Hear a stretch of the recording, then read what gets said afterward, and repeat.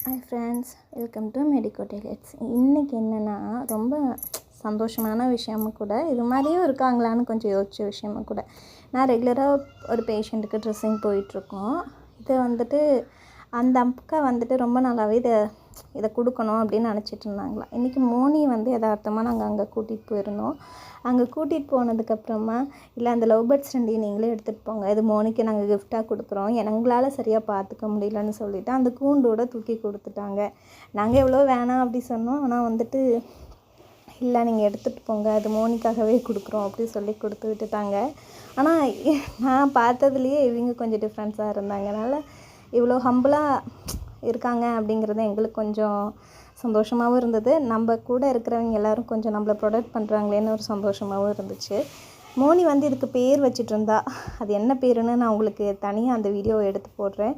லீ shoe ஏதோ something அந்த மாதிரி சொல்லிகிட்டு இருந்தா. கடைசியாக என்ன பேர் வச்சான்னு நான் உங்களுக்கு சொல்கிறேன். நீங்கள் இவங்க 2 பேர்த்துக்கு என்ன பேர் வைக்கலான்னு சொல்லி கமெண்டில் சொல்லுங்கள். பை.